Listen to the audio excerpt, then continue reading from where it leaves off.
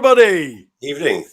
Hello. What people didn't see is that while that video was playing, our mics are off and we're just kind of watching in the background.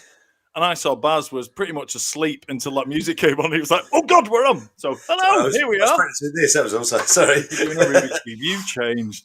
I know. Hello, everybody, and welcome to the first in a brand new format for the Lock-In podcast. This is our 27th episode. Wow! But it's the first one where we're going to do this new format.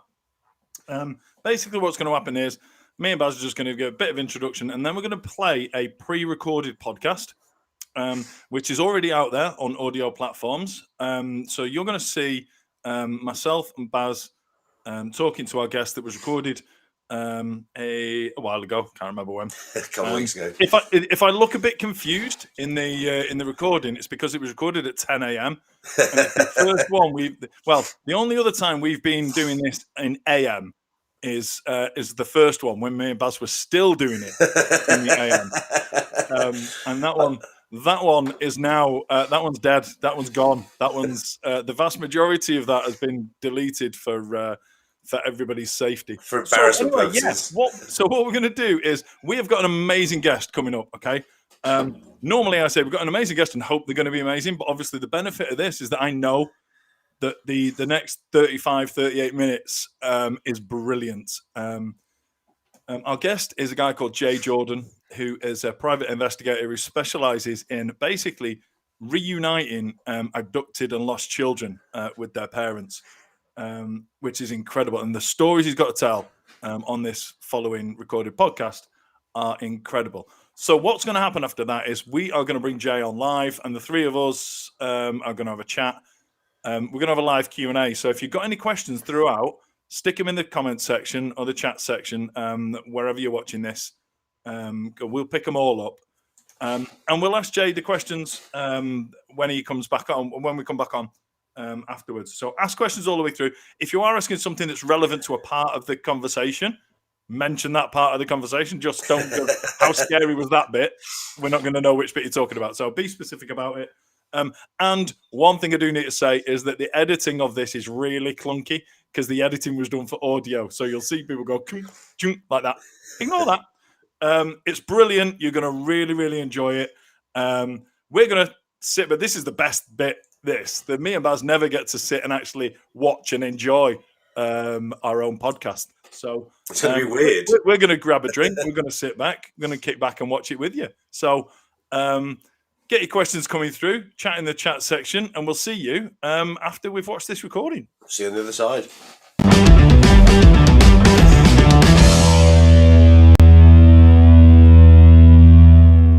Hello, hey. And welcome back to the Lock-In podcast. For those that haven't been on before, the Lock-In is me and Baz in our virtual pub called the Brace of Readlings, and we are just chatting to ordinary people with extraordinary stories to tell, and we've definitely got one of those today.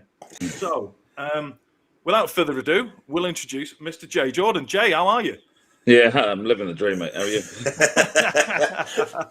I never know if living the dream means the opposite of living the dream, or whether it is. 100%, yeah, without a doubt. It's the dream of stress. I'm not going to introduce you. I'm going to let you introduce yourself, okay? Because you, surprisingly enough, you know you better than I know you. So, just kind of walk me through who you are, what your background is, and how you came to set it up, and then we'll go from there. Yeah, for sure. This is like one hell of a long story. That's fine. We've got ages, mate. Don't worry about it. Yeah. Jay Jordan, come from UK. I joined the military when I was 16 years old. When I was in the military, I served in Northern Ireland, Kosovo, Sierra Leone, and Iraq, and then non-operational tours in Cyprus, Gibraltar, and Jordan, and the Falklands. I mean, my time in the military was only 6 years, but after I left the military, I ended up living on the streets for a bit, which kind of opened my eyes to what was actually going on around me, and to a certain extent what was happening when it comes to veterans actually leaving the army. But luckily for me, I ended up contracting. I got a contract out for Iraq, and then I basically contracted out in the Middle East and out in Afghanistan, out in West Africa, pretty much for the last 17 years. Primarily in close protection jobs, NGOs, providing security, project management, risk management, things like this. So I got to see quite a bit around those regions for quite a while. But more importantly, I got a lot of experience from there because we was working in small teams. Sometimes we was out in the middle of nowhere working alone. You got to start to learn how to think on your toes for when things happen, and especially to look after the clients, because obviously the primary role is to keep those clients safe. What I didn't know at the time was that the next step, and everything pretty much I fell into in life, I've never planned anything, it was to fall into the child recovery industry. Now, the child recovery industry was something I'd never heard about before or anything like this. But there was a guy that I met, and I still don't remember how I met him, but I do remember I used to speak to him quite a lot on, do you remember the old MSN Messenger? Yeah. That's like how long ago this was. And he used to ask me for points of contact because I had quite a big network around the world anyway. It's a lot bigger than what it was now. But he'd always get in touch with me for a country that he was operating in and see if I knew somebody that could help him out and things like this. And I never really thought much of it. I was content in what I was doing.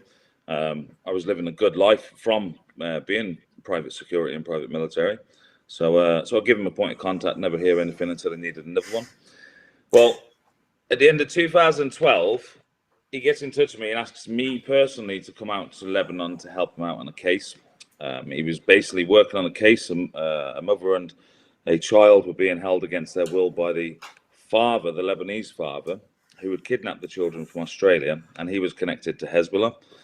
So I didn't really know what I was getting into, but I thought, all right. Just so happened that at the time I got injured in Afghanistan, so they sent me home on medical leave to heal. So I thought, I've got nothing else to do with my time, I may as well. So I went over there, I gave him fresh eyes on. Within that fresh eyes on period, which was about a week period, a lot of stuff happened.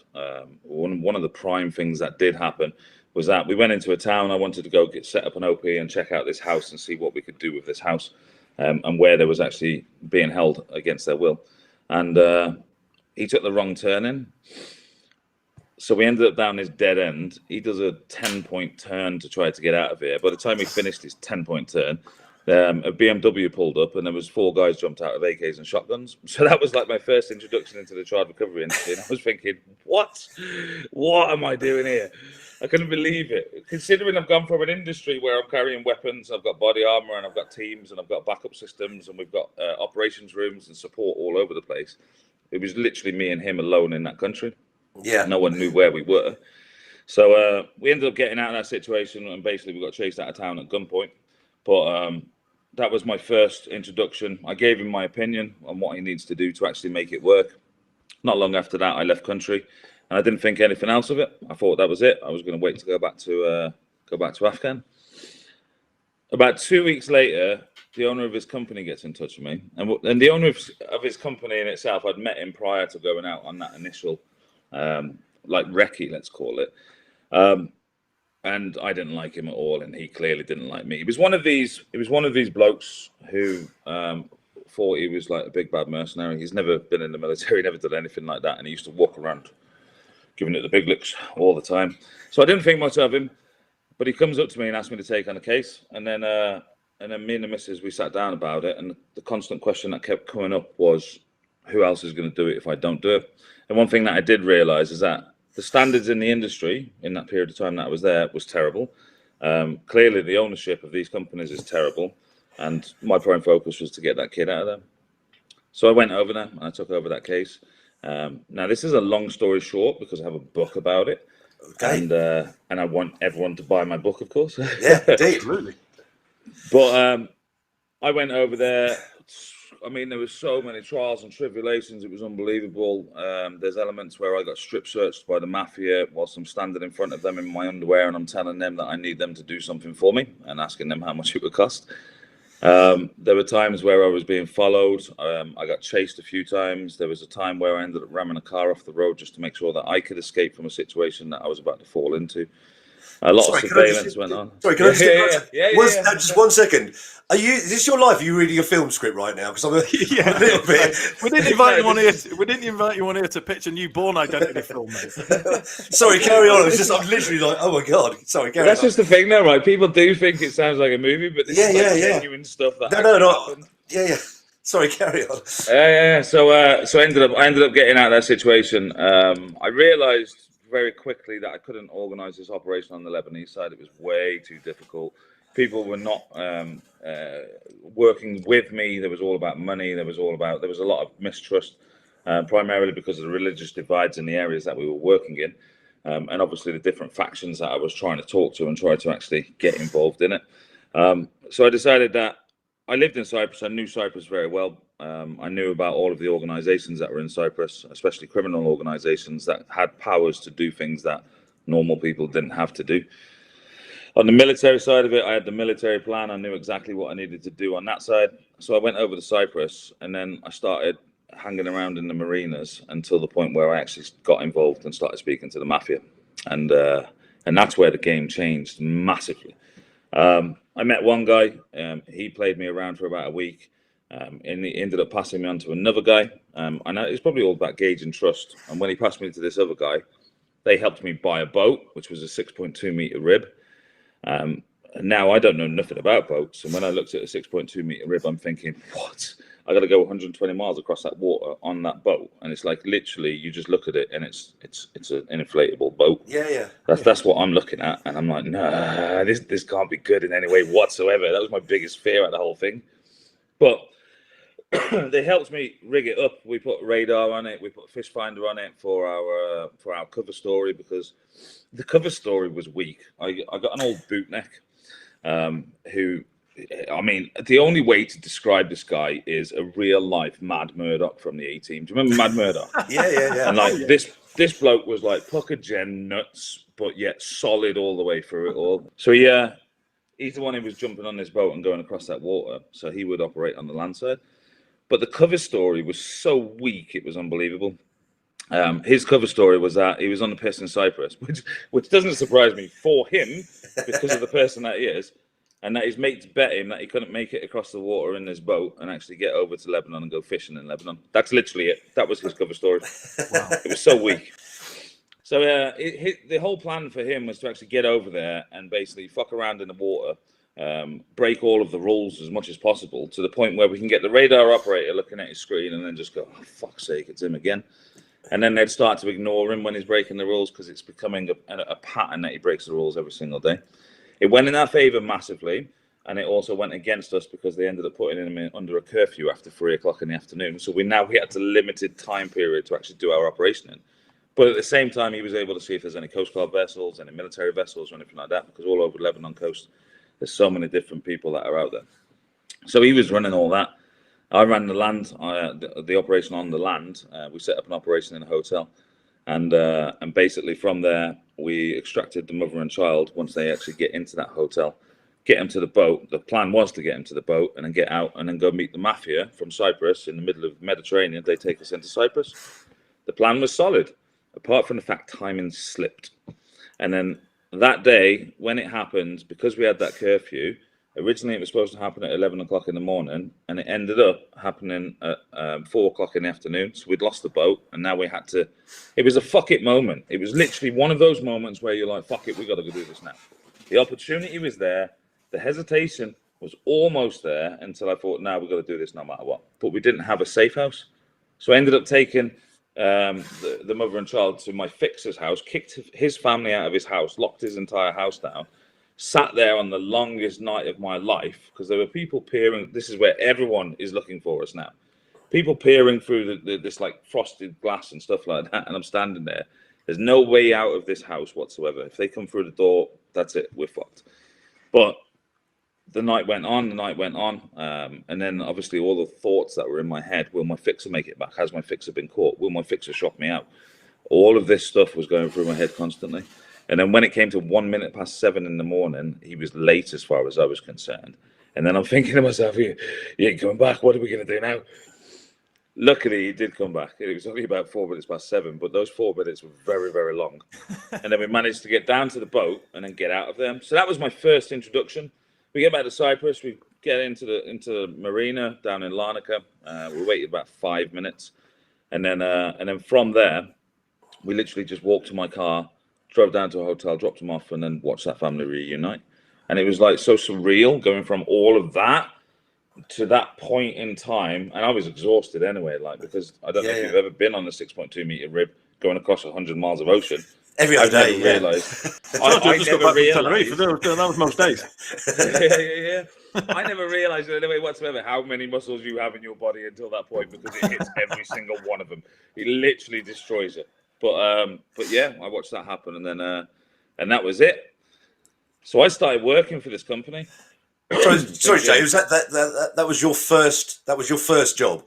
First job. Never ever knew anything about the industry. The only thing that got me through it was all my experience going up to that point. Yeah.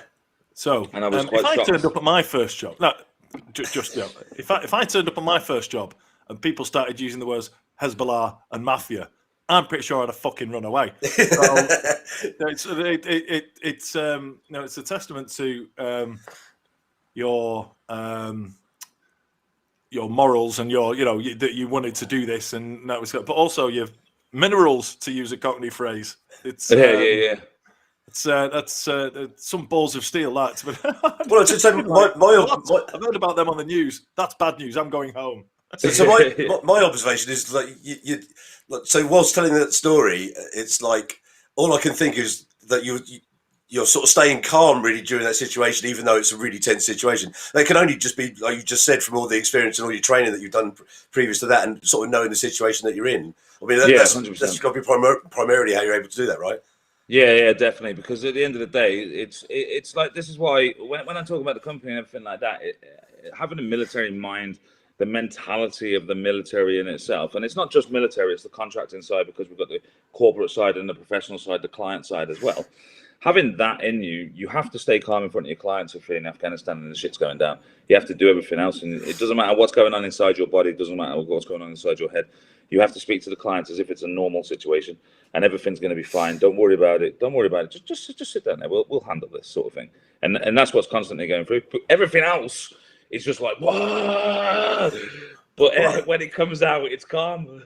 So I'm guessing in that situation, you're able to, from experience, know pretty much what's going on in the world around you. So knowing that how you've got to react to that. So you were saying, you knew that people were searching for you. So, having to stay calm and not make a move until the right time. It's just the way you're talking about it. I'm literally thinking, I wouldn't know what to do. I'd probably just, panic would probably be the worst thing you could do, right?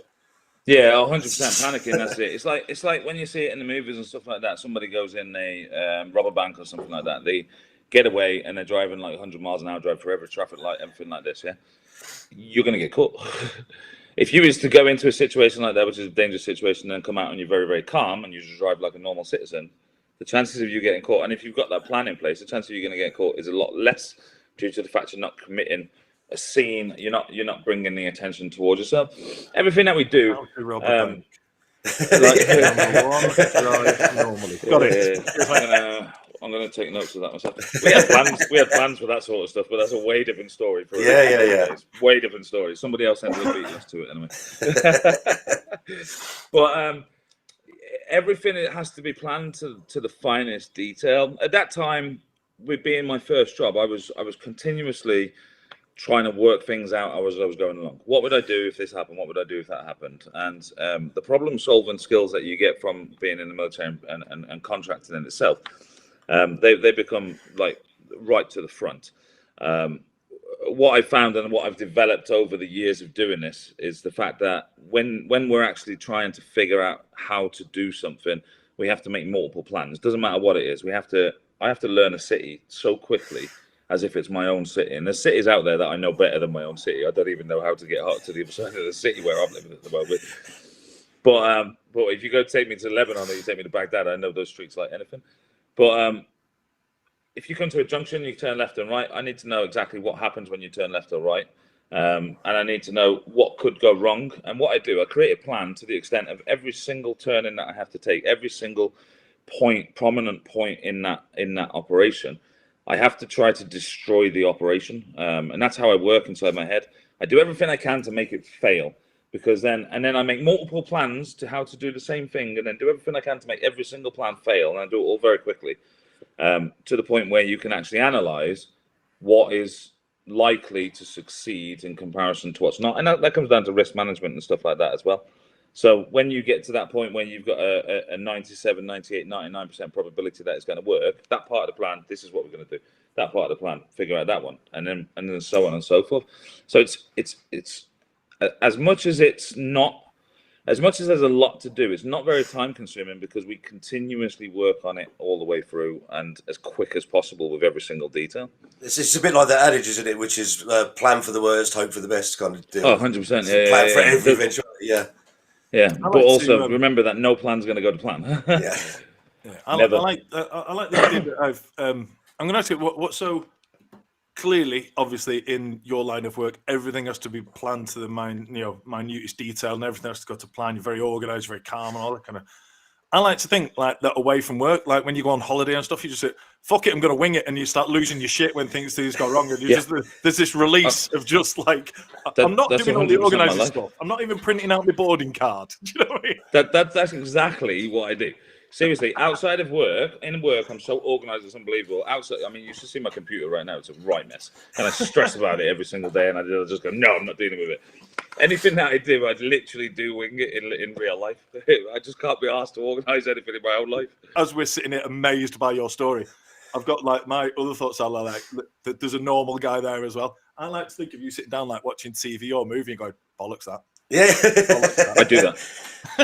I do that. Don't ever watch a movie with me, especially when it's a war movie or something like that, because I'll be sitting there going, "Yeah, they wouldn't be able to do that. The police don't have those sort of assets. The police definitely wouldn't respond like that. The military wouldn't be able to fire that many rounds." There was a movie I was watching the other day, and I'm sitting there with a boy, and it was one of the Hollywood magazines, and he's just coming out with two weapons and just shooting. In fact, it was for Ragnarok when he comes out with the two weapons and starts shooting everything. And I was like, "No, that wouldn't happen. He's out of ammunition before he even jumps off that fucking spaceship." You taking notes about what he's done wrong. It's like, well, you have to brief him at the end of the film. So, Joe, I'm a massive film buff, so let me know a film that is fairly accurate, because I want to go and watch it again now. So, you must see 13 hours. Oh, okay, yes, I've seen it. Yeah. 13 hours of Benghazi. I'm telling you now, that is like, to me, that's got a lot of like meaning towards me. I think it's the most accurate depiction of private contractors working in that sort of environment. It gives the relationship between the clients, because you get clients that are complete twats, like, and they do treat us as if we're just nobodies. But then when it comes to the fact of doing the job, then they start changing their mind. They remember that for about a week, and then they just go back to being twats again. But in general, for the way that situation was, for the frustration that was involved in them not being able to get out and go into that firefight and actually help, and then for them just to make that command decision themselves, like, fuck it, we're going. And that is that fuck it moment that you always get on operations. That is definitely one of the most accurate movies I could ever think of. I have the same moment in Aldi. Do you know what I mean? When I can't decide whether to buy pork or beef. Fuck it, I'm going with beef. That's it. Do you know what I mean? Do you know what the worst thing is, though, right? Same thing. The worst thing about my entire life is that I can go and make command decisions on anything when it comes to operations and everything like that. Do you know I can't go shopping? I cannot physically go into a supermarket with a shopping list and say, right, this is going to be easy. Put that in the trolley. Because I go there and there's so much choice, and I'm sitting there going, and I'm trying to analyze what is the best type of toilet paper to buy. So I'm sitting there in front of it, and I'm just standing there, and there's like fucking 200 fucking different types of toilet paper. And I'm like, I can't fucking do this. And then I'll just walk out, I'll leave. That's it. Can't do it. I love that, because it sort of exemplifies what you do in your operations. The fact that you'll see everything that's the operation of going shopping, and then look at the end of it and go, actually, like the end result isn't worth all this analysation, is it? So exactly. There's also the problem that you're banned from every local supermarket near you from abseiling down the outside and going smoke bombing before you enter. Yeah, but I mean, I only did it twice. I don't see what the big deal is. Same supermarket. That was your problem. I feel like with your story, Jay, we're going to be sort of like shooting backwards and forwards in your history. Do you mind taking us back to when you first joined the military at 16? Because obviously that's not a decision at 16 you probably made was going to bring you where you were now. So what was that like? I think primarily I didn't know what I was doing. Well, again, that's probably been a pattern throughout my entire life. 9 years old, I knew I wanted to join the movie, and that's primarily because I grew up on war movies, and I was like, yeah, I'll have a bit of that. Yeah. 15 years old, I skipped school and tried to join the military. I went down to the career centre, and I ended up in front of one of the Marines. I don't know if it's commando or what, but it was in the Marine section. They told me to do pull-ups, and I couldn't do a single pull-up. And they was like, because they knew I was skiving school to do this. And he was like, yeah, go back to school, do a bit of training, and then come back. So 16, I'd left school. I'd already started working in factories. I jumped down a career centre because that was the only thing that I wanted to do. And that was what I was dedicated for. Careers officers in school and that sort of stuff, there was always like, well, what would you do if you didn't make it into the military? I will. I'm not going to fail. I'm going into the military. That's it. So I was dedicated towards it. I went down there and obviously signed up when I was 16. Passed my selection to get in, started training. And then, to be fair, with the way that I grew up, going into the military, it wasn't that difficult. I got someone shouting. I've had that all my life. I got someone telling me to run. That was probably the hardest part, is going and getting beasted. In fact, even that, getting beasted for somebody else's mistakes, that wasn't anything unusual to me either. The discipline in itself and everything, that was fantastic for me, because it's gave me structure within my life, and it took me from being the kid that was against the world to the point where, all right, there are people around me that actually help me, because that's where the teamwork comes into it, and the discipline actually teaches you to become such a better person in itself. Without that structure, I dread to think where I would have ended up like. But it was good for me. I loved it. I loved Depot. It's amazing. And then the And I next had a thing bed. the next thing you said as well, you were that you were on the streets for a bit. And I think this is quite an important thing to say, because without getting too heavy and political about it, a lot of people struggle. I know people who've left the military and they struggle to fit in because they don't have somebody to tell them what to do, to tell them where to be, to do what they lack life skills, but also it's a massive culture shock going from that kind of environment into real life. So can you just talk us through that a little bit? Yeah, I mean, when you leave the military, they don't teach you how to live. When you're in the military, you've got everything done for you. Your food's cooked for you. Your bills are paid for you. Everything is done for you. So leaving the military, it's literally hand your card in, bang, cheers, easy. There's a plane ticket if you want it. I didn't take my plane ticket initially, and then crack on. That's it. You're done. So I didn't have any family or anything like that because I was always away from home. Never went home. Didn't have any family. Had no interest in connecting with them or anything like that. So I get back and I started off I stayed in Cyprus. I then went from Cyprus. I spent my savings to go to Italy. Sorry, James. What age are you at this point in your life? This is 22. Yeah. So when you left, Yeah. So I ended up going to Italy. I spent all my savings in Italy and ended up back in the UK. And I was thinking, what do I do now? My entire goal of going back to the UK was to find a job in a factory or something like that, because I knew how to do the factory walk-in and tried to get a job in the factories. That wasn't happening. And then it was just a case of, where's all that support gone? Where were all of those people that were around me for the last fucking 6 years? And that was it. So I just sat down on the bench one day and I thought, I'll just stay here and start writing a book. I started writing a book, never finished that one. I had great ideas and great ambition for it, but never finished it. And basically where I was parked myself up on this bench was right next to a war memorial. It was in the center of this little tiny village where it's got access to the public library. So I'm going to the library, check my emails and stuff like this. And basically I was begging for enough money so I can go to a pub, which was right across the road. And then I'd go in that pub and then all the old war veterans would talk to me about their stories. I'd talk to them about their stories. They'd buy me beers. And then I'd go back to the bench at nighttime. And then go to the library the next day and do the same fucking routine over, and then just sit there writing. And I did that for probably a good 6 months until I got an email, and it was my old colour boy from when I was in the army. He gets in touch with me, asked me what I was up to, so I told him, and he sent me a link to a list of companies, and at the time there was only about 13 companies on this list. Now that went from 13 to hundreds of companies for Iraq. And he said, mate, email those companies. He said, within a week, you'll be in work and you'll be back over in Iraq. I never wanted to go to Iraq again because when I was in Iraq, it was shit the first time. But I thought, all right, yeah. And then I went from 0 to 6 figures of fucking a year. I was earning 5 figures a month. And I didn't know what the job was. I knew that they'd sent me a plane ticket. I got on the plane and went over to Iraq. Didn't know what I was doing. I hadn't got a clue. I thought, all right, yeah, I'm going to Iraq. I know how to shoot. I should be good. And that was it.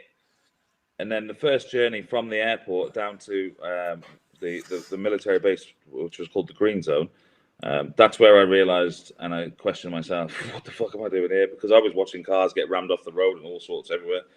It was unbelievable. And I was just there going, But it gets to that process where you're like, oh, okay, this is what we're doing now. We'll just go with the punches, roll with the flow, And it was mad.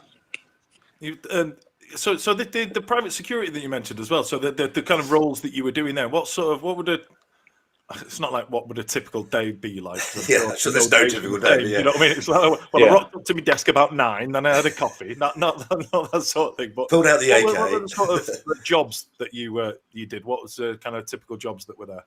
Yeah, primarily it's close protection. So it's armed close protection, where we was working for the Corps of Engineers at the time. So they were our clients, and we would take the Corps of Engineers. This is all military and civilian personnel, and we would take them from A to B, and then B to C, and then back to A, and make sure that they stay alive, basically. But it sounds simple, as if you're just jumping in the car and then going from A to B like a taxi driver and stuff like that. Nah, it was never simple. I tell you, there was so much planning that went into it. Didn't sound simple to me just then. I didn't know. That's my mind.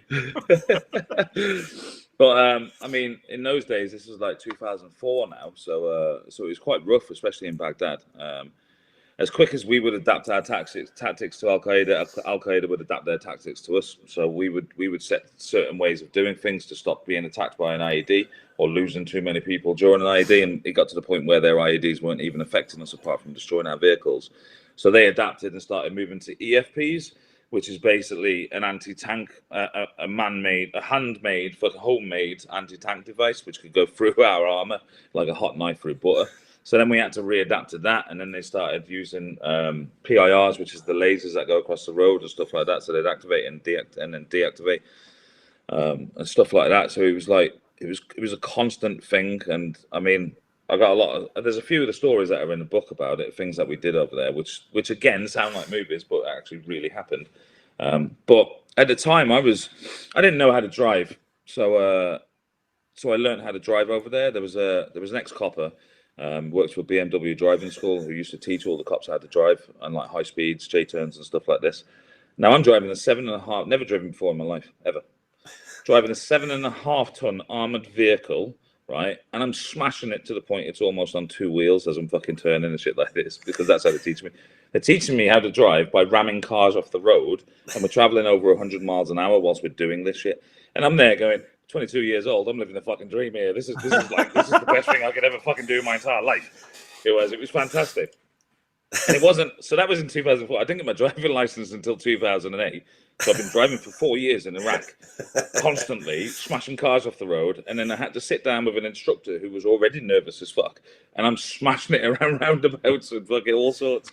He kept putting I was so frustrated because his civvy's just banging his brakes on and turning the wheel. Or I was just like, no, leave me to drive. Usually when we have these conversations with three of us on here, that we're usually able to sort of chip in with our experiences sort of as a comparison. But like literally me and him just sat here going, well, I can't wedge any of the things I've done into here. Talking about that, I had a mission the other day where there was only one trolley left at Aldi, and there was me and this old woman. So I just thought, I had to go 100 miles an hour and barge her out of the way. Do you know what I mean? Similar sort of thing. You mentioned your book. I wanted to let you talk a little bit about that. For anyone listening on audio platforms or watching on the video platforms, I'll put an Amazon link to the book underneath wherever you are, wherever you're watching or listening to us. But yeah, talk us through the book.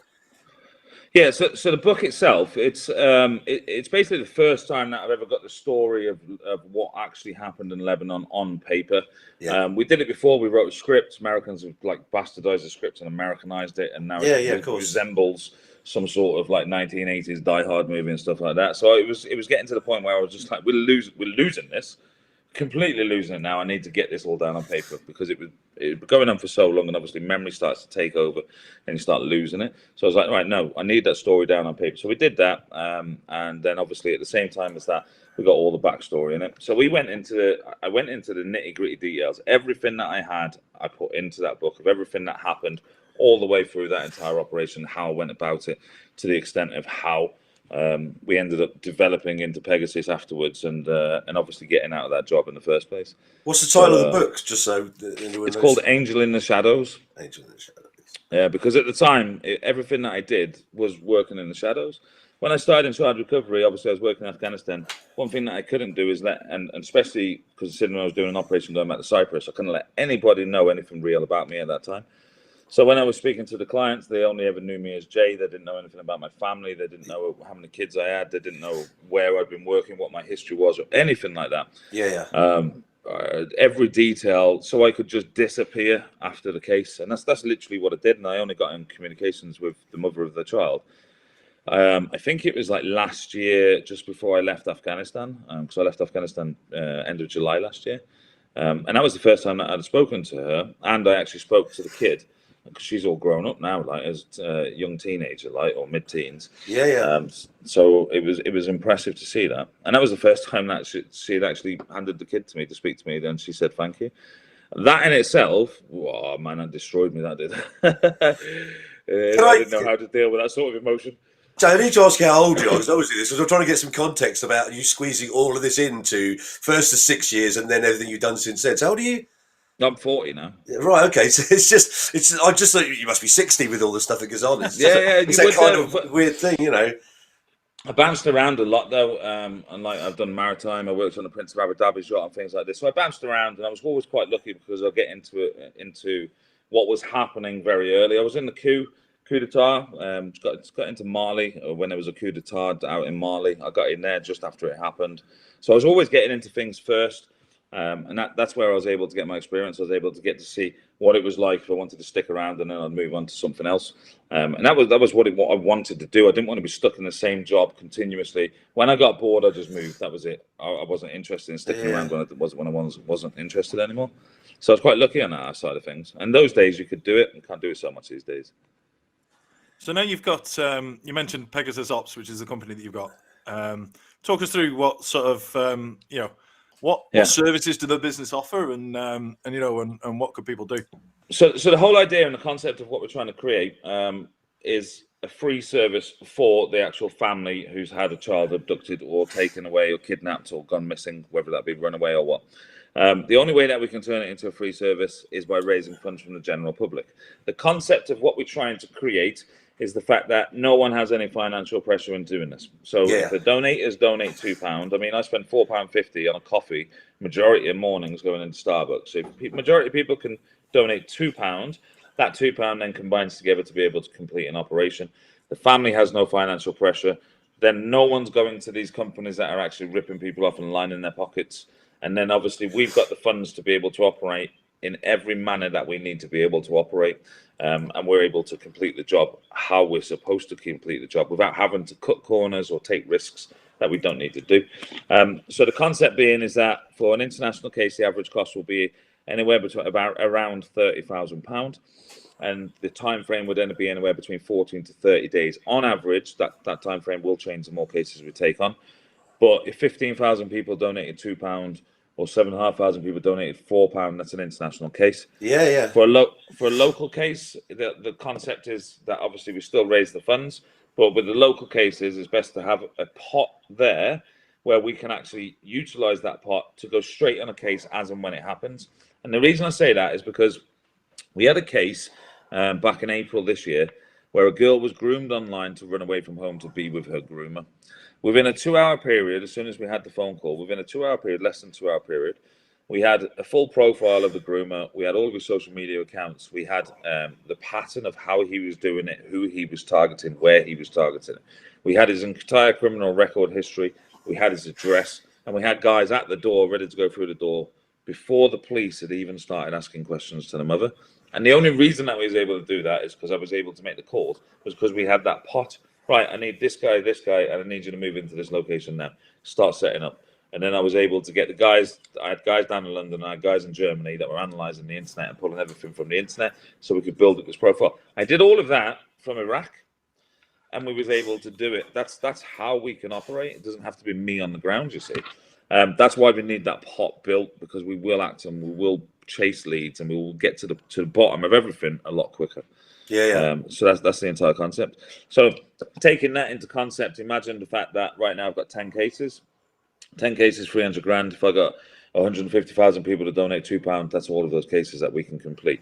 You get to the point where you get 1 million people to donate £2, and then we could literally put permanent units out in South Africa, America, Australia, Canada, mainland Europe, and obviously the UK, and we can just push out operations continuously. The whole goal of what I'm trying to do is to get to the point where I can get 4 to 6 cases at least every single month, because on the first year of just getting 4 cases, then we will change numbers and people will start to pay attention to us. And when I say people, I mean government authorities.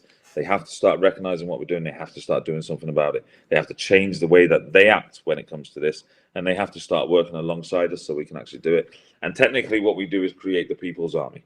This is the people taking control of our own children, because nobody else is looking for our children. And I'm not kidding when I say nobody else is looking. The police are waiting for phone calls continuously. That's all they're doing. That's why they put it out to the public. If you've seen this, give us a call. Let us know. There might be a reward in it, and that's about it. So if people want to donate, what we'll do is we'll leave links to all your social media and your where you're raising funds. We'll leave a link below into the book and everything. So if people want to help, they can do. Thank you so much, Jay, for coming on. Thanks for telling your story. Hopefully we can get this message out there and we can get more fantastic, people honestly, to support the campaign. The Lock-In podcast is me and Baz in our virtual pub just talking to whoever's turned up at our table. Now, this is definitely one of those situations where if we went home from the pub, we'd either think we were pissed and that this didn't happen, or that the person who sat down was just taking the piss out of two bearded guys in the pub. So thanks for coming on.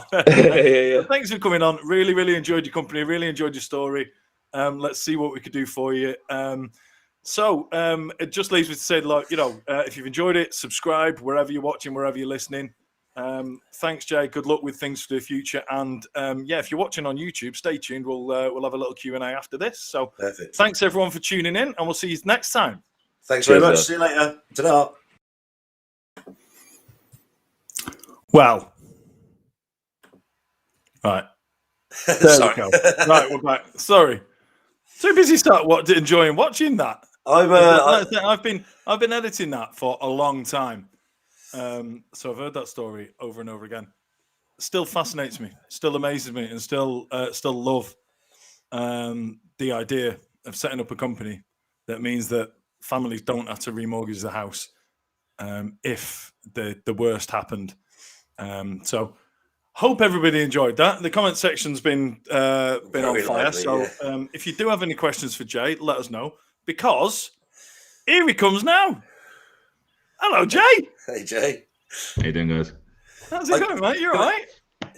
Yeah. Watching that, I was just thinking, bloody hell. That's going to be one of the best ones I've done yet. He's sitting there going, he sounds decent, this guy, doesn't he? I'm as amazed now watching that back as I was on the morning that we spoke to you. I mean, it's an incredible story, and genuinely hope that, like, anything that comes out, anything we can do for it, and anything anybody else can do, just to push you on. Yeah, definitely appreciate it. The thing I loved about watching that is the fact that when I'm talking, I wasn't looking at your reactions, because obviously I'm just flowing with the story and telling you how things went and all this sort of stuff. And watching your two reactions when I was talking, it was hilarious. You're like, I remember that, and like I say, I was a bit unnerved because it was 10 o'clock in the morning. And I was drinking coffee, not prosecco or beer or whatever like we usually do on this show. But yeah, just I realised myself when I was editing, I just spent the whole time going like that. But it worked. Do you know what I mean? Normally on these, there's a lot more interaction and stuff, but it's not about us. It was about listening to you, listening to your story, and thanks to everybody who's come to see you. But and I just want to say that a couple of times when I took the piss about Aldi and stuff like that, that's just maybe like I'm not. Detracting from anything that was in the story. No, of course. It was just banter. It was just I wanted to keep it lighthearted and just just go with it. And I was just fascinated that, and I said this a couple of times, in finding out kind of about you and your downtime and things like that. So so that's all good. So yeah, we did mention the book, and turns out I think I've got one of the last copies of the hardback, because this arrived today. You did, yeah. This arrived today, so apologies for only having read the first paragraph. But yeah, another thing before we go any further is I always put graphics together for this, and I use an app that kind of cartoons you. So I hope this comes out on camera. Can you see? You can kind of see. Look, I've seen these on the site. Yeah. Yeah, there's Baz, and there's me. Yeah. And I know you have friends in high places and stuff who know what they're doing on computers. But did you get them to tinker around with this software? Because look at this movie star. Who's he? Look at that. I didn't know, mate. I didn't know that your technology influence stretched as far as this app. Look at him. What a handsome man he is. You got to send me that, I tell you. I'll put it as my profile picture. So, mate, we've had loads of questions coming through, and one of the first ones I'm going to ask you is from Kathy. Now, I have to thank Kathy Stewart, because you hadn't cropped up on my For You page. So, Kathy Stewart, who's watching, she's in the chat section. and who we met on Saturday, she pointed me in your direction and said this guy might be good as a podcast guest. So thank you, because he was brilliant. Still is. Her first question Thanks, was, Kathy. do you have backup when you go on these operations? Do you have backup, or is it just you out there on your own? No, we're on our own. Everything's 100% on our own. We don't announce ourselves when we're going in the country. As an example, the last case I was on, no one even knew that I was there, apart from my operator on the ground. It wasn't until I started to get into trouble and I started to get followed, then I got back in touch with the guys in the UK, and I said, right, time to track me. There's nothing they could have done apart from track me to my last location if anything happened to me. But again, it's one of the risks that we take as we grow, as we get bigger, as we can get more teams and we've got more finances to put more people on the ground. The plan is to get more support on the ground, which is completely separated from the actual operation, but we've got complete communications and complete correspondence on knowing where each other is at all times. So if, for example, I was to get captured, or one of my guys was to get captured, we can get a team to go to that location, and if we have to, we kick the doors down and go get our people out of there. That's the plan for the future. But up until now, for the last 9 years, we're on our own. I've always been on my own. I was going to say, because obviously with political protocol, you can't claim to be conducting an operation under any flag, can you? No. Definitely, it's not only that though. It's the fact that a lot of the time, whenever you go into these countries, you get if I was to announce myself in Lebanon and they've got this big burly Brit ex-military running around their streets and causing chaos, then they're not going to be too happy with it. They'll just kick us out of the country straight away. We don't announce it, and we go and cover stories purposely so we can gather the information and develop a plan without any hindrance, without anybody watching us, without anyone knowing anything we're doing. It has to be completely covered. Otherwise, it won't work. That's amazing. So Another question was from Julian, which was, if you dislike your customer, does the risk you take lessen? Now, I'm sure so you're being close protection. But does it change the way you think about something if you think that the person who's hired you is a bit of a dick? No, I mean, the people are not people when it comes to a situation like that. They are a mission. It's a different mentality. You've got your client. Your client is just a client. It's the fact that you have been told to protect this person. You will protect him at all costs, no matter whether you like him or not. It doesn't change anything because we're all about completing the mission rather than anything else. If that makes sense. Does it make sense? Yeah, it does. Yeah. It's like you're disconnected from it, if that makes sense. Yeah. When you go back to the accommodation or something like that, you call him a cunt if it's a cunt, like. But outside of that, it's just the mission. Yeah. Your task is to do this. Do this. We just had a question come through from Daniel Panther. I'm just going to show off with my graphics here now. But there you go. Are local authorities more willing to help when they find out what your purpose is? Depends on where you are. Depends on what your purpose is. Obviously, different operations have different purposes. If when I went to Turkey, for example, I had the Turkish police. They were more than willing to help because obviously they understood we was looking for a kid that had been kidnapped from Cyprus by a company that sells themselves as doing child recovery. We had Interpol red notices, so I was flashing them around. They thought I was Interpol, so they helped me. They put covert teams out. They drove me around to places, introduced me to people, things like that. More than willing to help. Different situations, doesn't matter where you go. Sometimes we have to analyze if they're going to hinder us, and we have to analyze if they're going to help us. We will utilize them as best as we possibly can to complete the mission. If we can't utilize them and we think they're going to hinder it, then we stay away from them. Yes. So it bounces dependent on what we're actually doing in that country. A question that's just jumped the queue because it's my wife that's asked it. Not that one. That's not my wife. Look at this. Yeah, there you go. Do you say no to cases ever, and if so, why? Yeah. So saying no to a case is primarily on a parental abduction. A parental abduction itself, you have to figure out who is on the right side of life in general, not just the law, but on life in general. I've had clients trying to manipulate me to doing a job for them. I think we spoke about this previously afterwards. I had a client once who calls me up and he says that I have to take on his case and I have to go and find his wife and get his child back to the country that they're in. Otherwise, I will never have penance for my sins in Iraq and Afghanistan.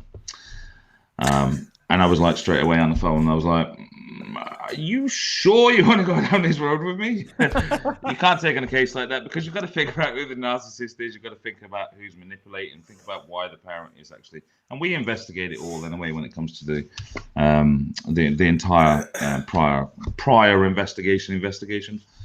So it's easy to figure out. But when someone comes out to it straight away and says something like that, yeah, we're done. Cheers, thanks. So those cases I will say no to. So Mike's reading. Yeah, no, I'm just reading. I'm trying to be flash and use my bloody graphics instead of just read the ones that I wrote down on my pad. Let's go old school.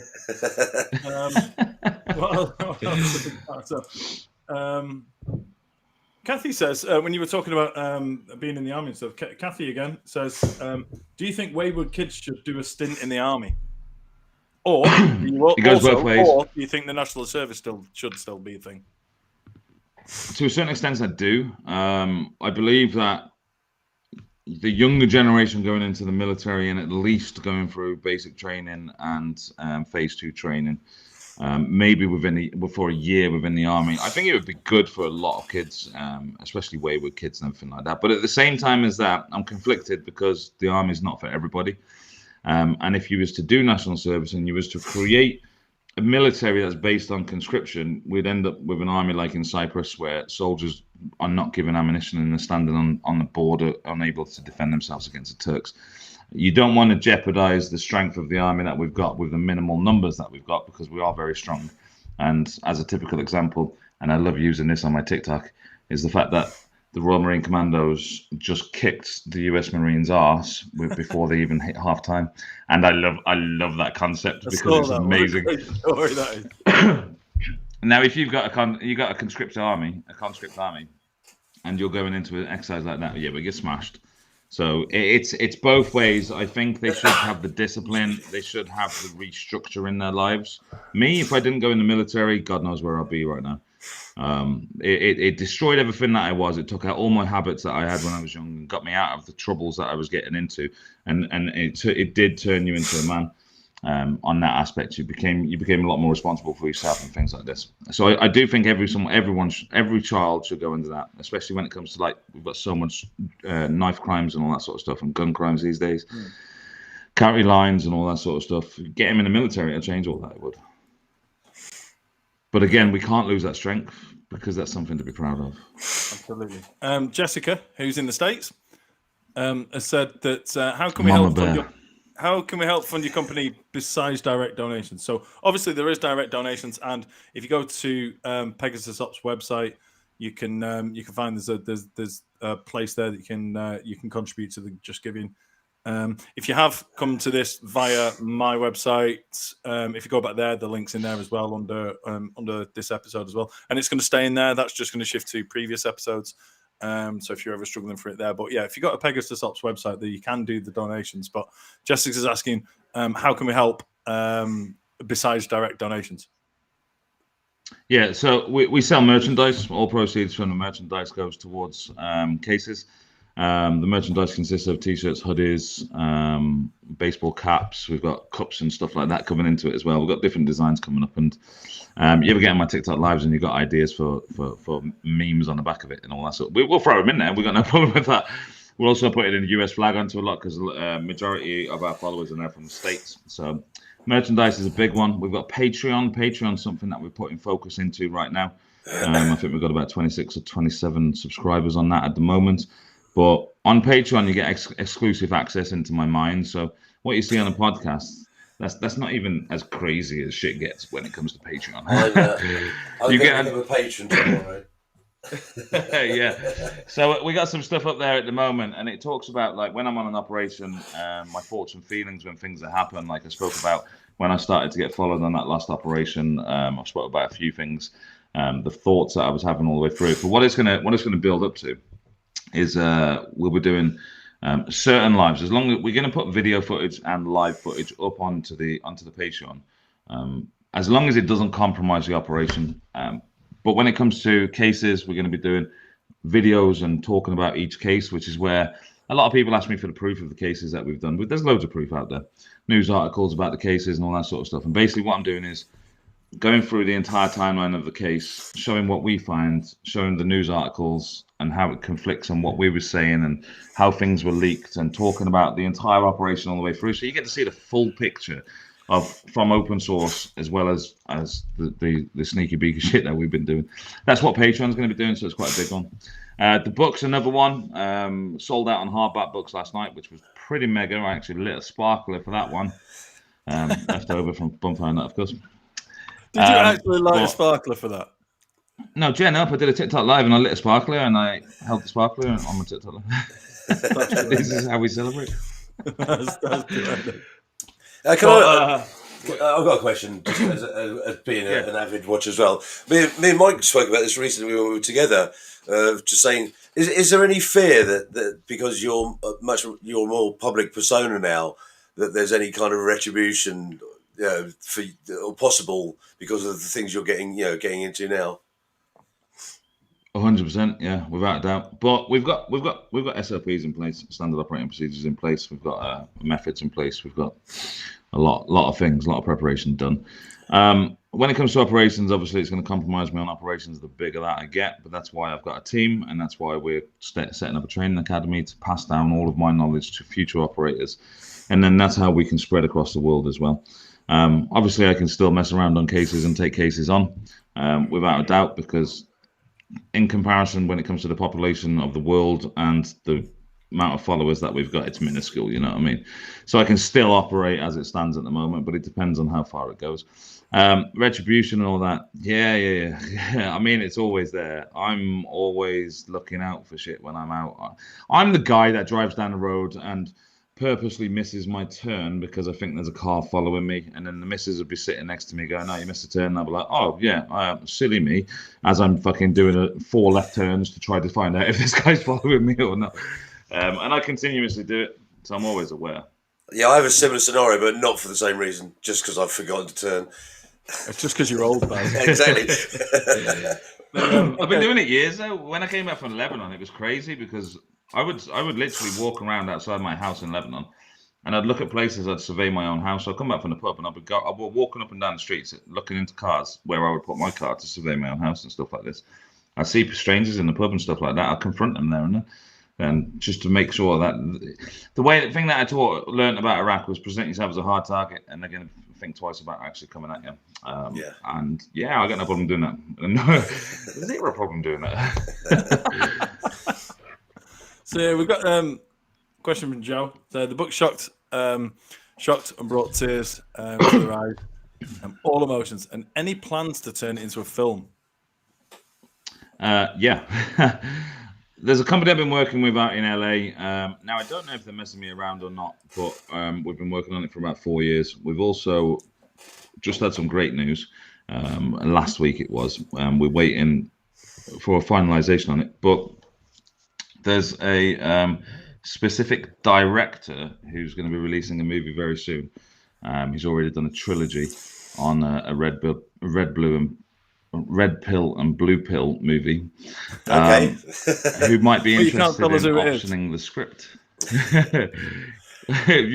you can't figure out who it is. I don't watch movies. Another movie you're talking about, but that's like a quiz question to me. And I was like, no, pass. Anyway, I get your point. Yeah. So we're hopeful for it. Like, no doubt we're still pushing for it no matter what.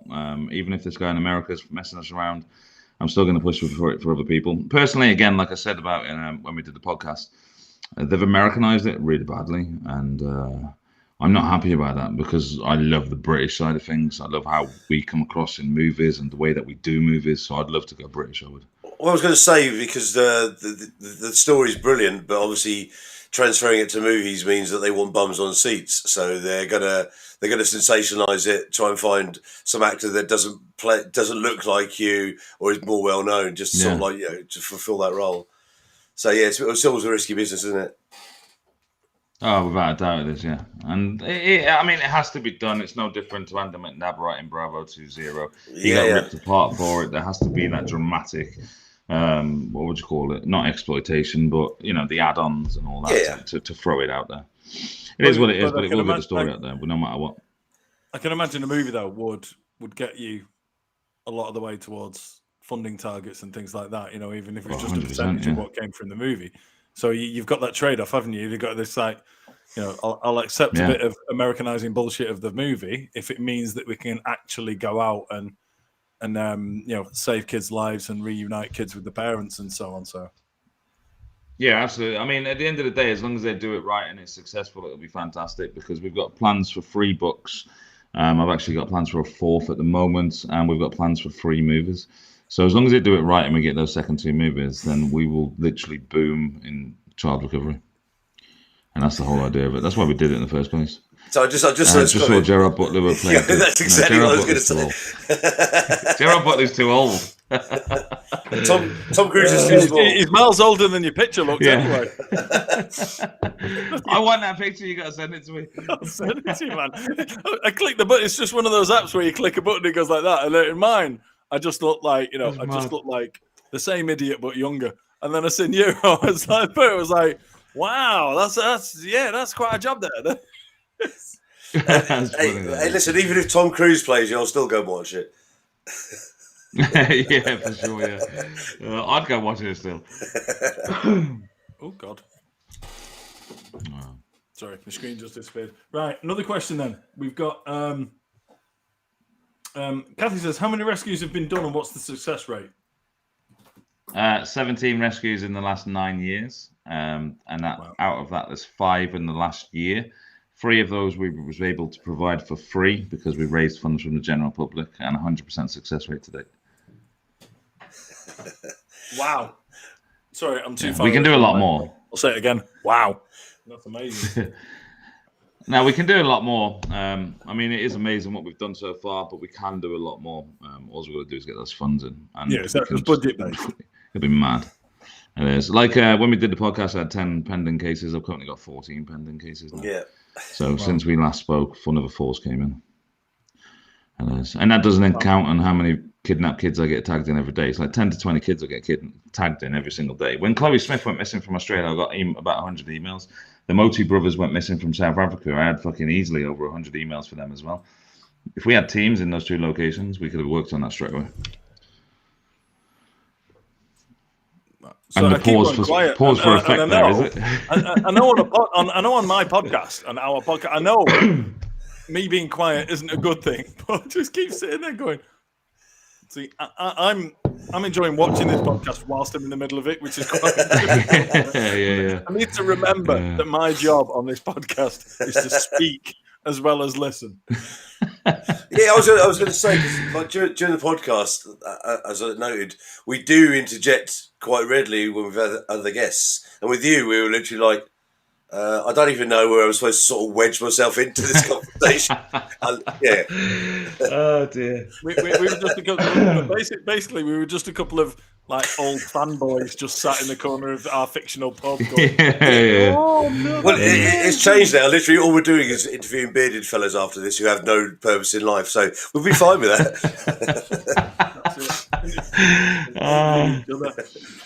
that. Jessica has said, pop that one on. Excuse me. Do your services stop once the child's rescued? Great question, yeah. Nah. Families that we actually return children to, they become part of our extended family. The best description, like the best example that I can give you will be the kid that we got back from counting lines. First of all, we took him hiking to show him that there is a different mentality, different way of life. We've showed him different ways of life physically by showing him different people in the way that, by taking him to different places where different people live to show him that sort of stuff as well. We go through a mentoring program. We got him into a boxing academy. He's currently on an amateur boxing team. He's recently been looking for work, part-time work, to start making money. So rather than going into counting lines to make money, we found him work to be able to start working part-time, making his own money to be able to sort himself out, things like that. They're part of our family. They'll be part of our family for life. It's the same with any other case. When it comes to mental health, we've got support from military, so veteran mental health charities. We've got support from gyms. We've got obviously the boxing academies, adventure training places, things like this. They support us 100% to be able to keep moving around and helping the kids out in anything they need. We even took them to the beach and we took them to the fun fair and stuff like that. Gave them a day out, completely different, away from his normal routine and the areas that he was in. So it's we take it seriously, like. I'm just going to pause again. Yes. Oh, my hero. Right. Let's get a bit more. So Adam, who is a gardener, who we also met on Saturday. So what's the most dangerous area that you've had to go to? So the Ukraine, on the independent state of Donetsk, which is what it's classed as now, which is where the main war between Russia and the Ukraine are. There's actually front lines, trenches dug and everything down there. And Lebanon, they're probably the two most dangerous places that I've been to do a rescue. It's crazy out there, like. Come on, guys, you got to keep up with me. You got to keep up with me on this. Jill's changed the pace. So, what do you do to relax? Thanks. That's more like us. Xbox. that's you pretty tell much me it. you play Call of Duty. If you tell me you can play Call of Duty, is that what you do? Yeah. Well, I've been playing Call of Duty since the first one ever came out. Same. Me and my best mate from school, where we've known each other since we was 10 years old. We still play every day, or at least every day that we can. At least half an hour on that day, Call of Duty every time. So what's your kill death ratio? That's all I want to know. You've never been killed. It's 0.21. 0.21. It's not very good. I reckon the kids these days, they've got all this technology they're using. We're still going old school without using any technology and aim buttons. Yeah, I know what you're up to. Angel in the shadows. You just hide everywhere, don't you? Hide and pick people off as they walk past. I don't care what anyone says. Camping is a valid tactic. 100%, no matter what anyone says. I just see you like dressed as a tree like that. Yeah, but you know what? Do you know what? Quick scopers can fuck off. Oh mate, I hate them. Seriously, I really do. One shot and it's just like, nah, it's over. No. Yeah. I'm lost in this conversation because I Sorry. bought. I bought. No, I figured that because you thought that we could dress like a tree. That's what I'd do. That's what I'd do. Surely you can pull one down and walk around with it. I had Call of Duty years ago on, I think it was PlayStation 2 or 3. Anyway, I had Call of Duty, and it just, for me, I haven't got the. I don't know what you need to do this, but you know the missions where you go a certain point and then you go through a checkpoint, and then if you die, you only go back to that checkpoint. Yeah. Yeah. There was one of them. There was one of them that I think about 15 times I'd got just close to this checkpoint and then got killed like 15 times in the same place. So I just decided that one for me. That was it. I was like, nah, forget it. There's nothing like determination to get through. Don't worry about determination. I'm not doing it anymore. I'm not doing it. Yeah, it can't be asked. I'm going to play solitaire on the computer. It's easier. Yeah. So what else have we got? Sorry, I'm trying to get her now. The name Joe from us. Is it Jessica? Yeah, so Jessica's saying, besides donations or purchases of merchandise, are you looking for any other type of help? And I know you've said before, it's about publicity for you, isn't it? It's just getting the word 100%. Out and getting more people to know what you're trying to do. Because the more people that know what you do, the more people can help. Yeah, definitely. Anyone that knows anybody, I don't know, large creators on social media. If you know any famous people in real life, stuff like that, all it takes is one endorsement for someone who's got 1 million, 2 million followers. It can change the game massively. So it's stuff like that, pushing it out there, sharing content. It's important. I'm just going to go back to a question earlier, and it's literally flew by in the comments, but I didn't catch who said it. Someone said to ask you about time travel, and it's veering off course. So I guess this is something that you do on your live. I time travel every night. Ah, okay. Do you want to expand on that a bit? All of us have a time travel machine. And every night we can time travel forward in time at least 8 hours. I believe time travel. I'm a big fan of the theory of time travel in itself, because when it comes to time travel, if it exists in the future, that means it exists now. And there's things that have been found throughout history to actually validate the fact that time travel might exist. Time travel does exist, because if you go up to space, the Earth's spinning is something to do with the angles of it. I saw something on it. It's like, technically, if you go up to space, your watch will be different to somebody who's stayed on Earth because of the amount of that was versus you have and stuff. The atomic clock proved that if you're higher in the altitude and you're traveling fast, in comparison to being stationary on the ground, the stationary on the ground will go slower. No, will go faster than what it is actually when it's traveling fast in the sky. So if you could go in a plane for long enough without refueling, then so it is possible. Yeah, but it's minuscule in comparison to going towards the speed of light. It's very complicated. But that's not the time travel I'm thinking about. I'm thinking about the time travel, like old school stuff. Like when you're in a movie and you're literally carrying one of those suitcases, and you flick a few switches, and then you're back in time. How cool would that be? I'd much rather do it on a DeLorean, I've got to be honest. Yeah, to be fair, I would. But going 88 miles an hour, I mean, come on, let's go a bit faster. Well, do you know what? We'll get Michaela's car. Michaela's in the comment section there. We'll get her car.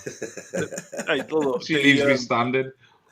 No, I mean, the DeLorean seemed very complicated to me.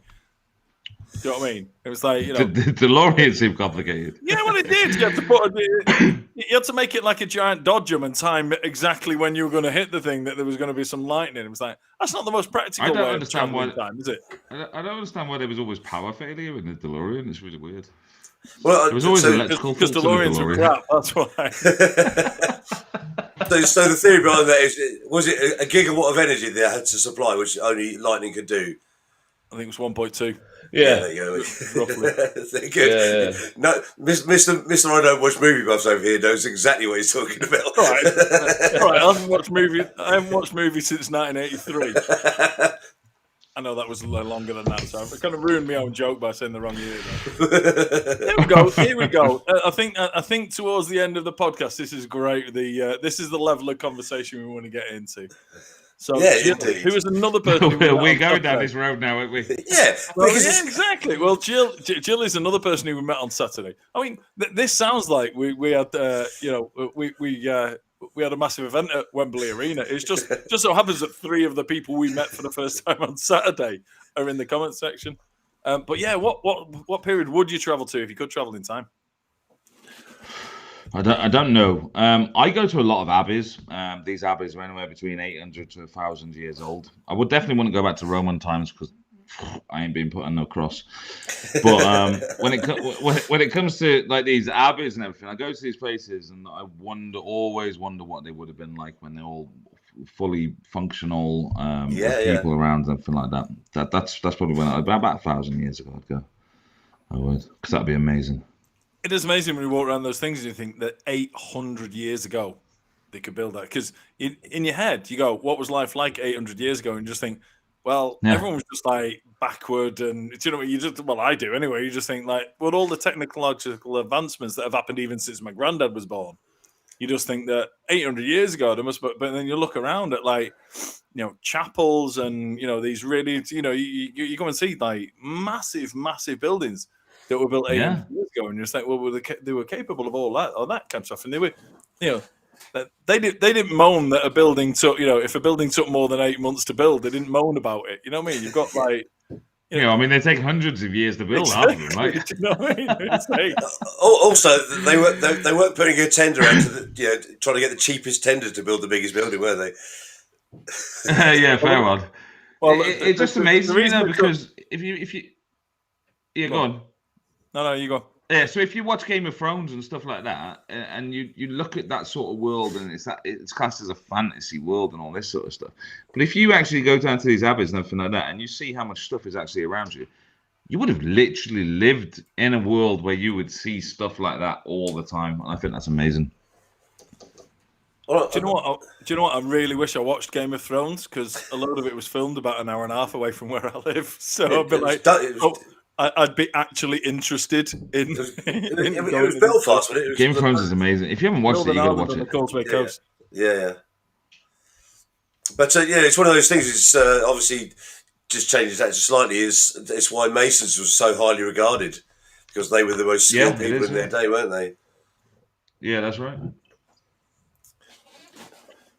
It just bothers me that we got houses like we've got right now, and we could have lived in places like that. Yeah, that bothers me. That does. Right, it's getting to that time now where this is it's time for us to wrap up. Listen, I need to really thank you, Jay, not only for giving us an hour of your time to do the recorded version of what you've done, but also agreeing to come along and do the Q&A. Look, you've got 2 more fans here, and there's loads more people as well who are seeing you for the first time. So it might only be a little bit, but we are spreading the word for you. But also, for those that don't know, we are here every week. But this is the first one we've done like this, and we've only just gone onto audio platforms. So if you want to share the podcast, please do. Get along to it. We are now, as of today, where's my list? As of today, we are on. The bit that you saw there, the audio version of that thing that we just watched together, is on Apple Podcasts, Audible, Amazon Music, Podbean. It will probably be on Google Podcasts as soon as they approve us. So yeah, if you see it, find it, share it, get the message out there. So get Jay's message out there. If you've enjoyed watching us, we are back again next week with basically what we try and do is get people on who are ordinary people with extraordinary stories to tell, and obviously Jay epitomizes that. Next week we've got Tina and Max on. Tina is a human female and Max is a male dog. Basically Tina suffers from epileptic seizures, and her dog alerts her to the fact. And when she's going to have a seizure, he's a big old German Shepherd. He gets under her arm and he helps her down to the ground gently and gets underneath her and things like that. And I'm not going to ruin the shock that was halfway through the podcast, but you do want to see it anyway. So, yeah, if you are new, please follow us wherever you are, whether it's on YouTube or whether you go and follow us on one of the audio platforms. Because obviously I know it's a lot easier to listen to us on the train than it is to have to look at these faces. So yeah, please do follow us, and if you do find us on an audio platform, share it, get the word out of what Jay is trying to do with Pegasus Ops. Mike, thanks everyone for contributing in the comment section. Yep. Just quick one. So, which number of podcast are we on now? What podcast? 27. This is. So, I just need to say we've done 27 podcasts, and this is the first one I think we've done where we'd love it to share that because it's a really important message. I'm not suggesting you're the most worthy person we've ever had on here, but as of this moment, yeah. So, but the rest of them. But I think they're not watching.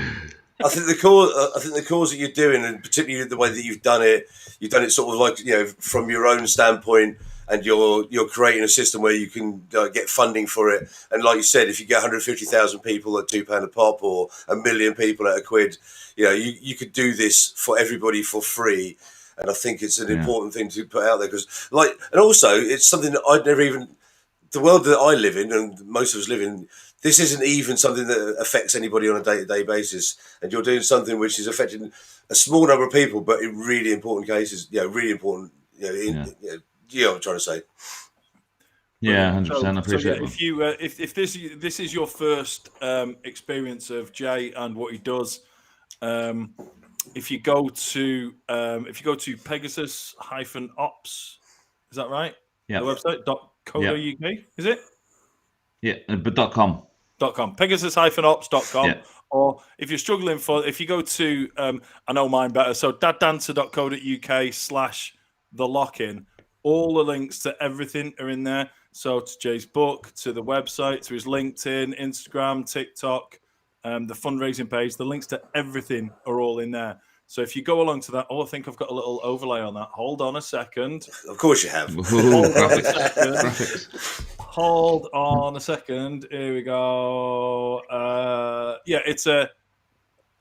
This is about following us on our audio platforms, but there it is. So daddancer.co.uk/the lock-in. If you go there, all the links to everything that we've been talking about and everything, all the links to everything that we're trying to help Jay with is on there. So it just remains to say, Jay, mate, you're an absolute legend. You're seriously.